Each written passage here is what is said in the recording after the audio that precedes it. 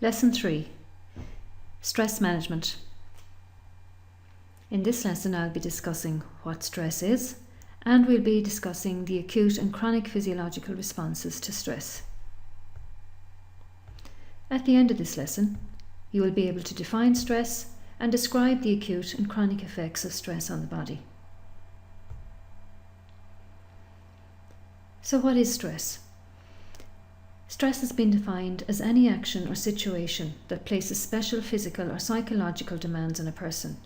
In other words, anything that unbalances one's equilibrium. It's your body's way of responding to any kind of demand that puts you outside of your comfort zone, or if you feel threatened in any way.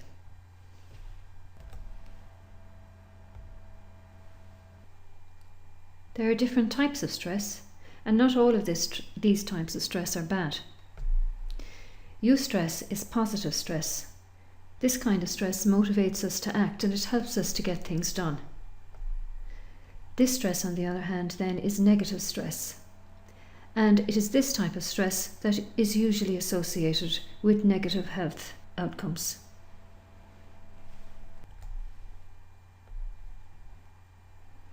So what exactly happens when we become stressed? The stress response is as a result of our body producing what we call the stress hormones, and these are adrenaline, cortisol and norepinephrine. And these hormones cause certain physiological changes to take place in our bodies. And it is basically our body's way of preparing ourselves for either flight or fight. So these hormones are often known as the fight or flight hormones. These responses can either be acute, which means that they happen very, very quickly, but they also disappear very quickly. But while we're experiencing them, they feel quite intense. Or they can be chronic, and these are the effects that linger for long periods of time. And these type of effects are more detrimental to our health. So let's look at the acute stress responses. Our muscles tense and tighten. This is because our body is preparing itself again for either fight or flight. Our breathing becomes deep and fast. Our heart rate rises and blood vessels constrict. This in turn causes our blood pressure to rise.